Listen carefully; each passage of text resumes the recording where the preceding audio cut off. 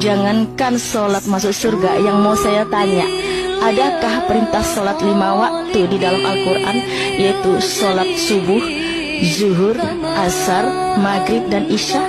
Di mana itu dalilnya? Bisa jawab pertanyaan saya, saudaraku? Jangan hanya ngajak orang masuk Islam. Saya itu orang yang berakal, nggak bisa diakal-akalin, ya. Terima kasih. Subuh ditemukan di Quran surah 24 ayat 58, dikuatkan di Quran surah 30 ayat 17.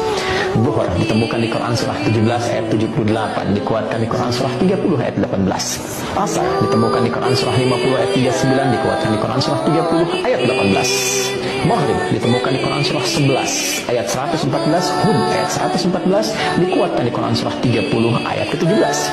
Dan Isya disebut dengan namanya di Quran surah ke-24 An-Nur di ayat ke-58. Jadi kalau Anda bertanya, apakah waktu-waktu sholat itu ada di dalam Al-Quran? Maka jawabannya bukan hanya ada, tapi jelas, terang, dan sangat detail. Ada satu perintah dalam Islam yang tidak Allah turunkan seperti perintah yang lain. Allah memerintahkan puasa, lalu ayat diturunkan. Allah memerintahkan zakat, lalu ayat diturunkan. Allah memerintahkan haji, lalu ayat diturunkan. Namun ketika Allah Subhanahu wa ta'ala memerintahkan sholat, langit dibuka. Rasulullah Sallallahu Alaihi Wasallam dipanggil, dijemput oleh Jibril alaihi salam, lalu naik menghadap Allah secara langsung.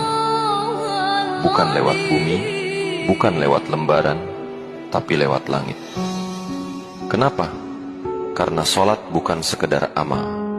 Sholat adalah penopang agama. Puasa adalah amal besar. Zakat adalah amanah. Haji adalah kemuliaan. Tapi sholat adalah pembeda. Rasulullah Shallallahu Alaihi Wasallam bersabda, pembatas antara seorang hamba dengan kekufuran adalah meninggalkan sholat. Bukan dosa kecil, bukan kelalaian ringan, tapi perkara yang memutus. Karena itu para ulama berkata, ada yang menganggapnya kekafiran dan ada yang menganggapnya kehancuran iman paling berat. Namun mereka semua sepakat satu hal, jika sholat hilang, maka rusaklah agama. Kita bisa kehilangan banyak hal dalam hidup, tapi saat sholat ditinggalkan, yang hilang bukan cuma pahala, yang hilang penjaga jiwa, sumber kebaikan, pintu-pintu ketenangan. Sholat itu bukan beban, ia adalah tali terakhir antara kita dan langit. Dan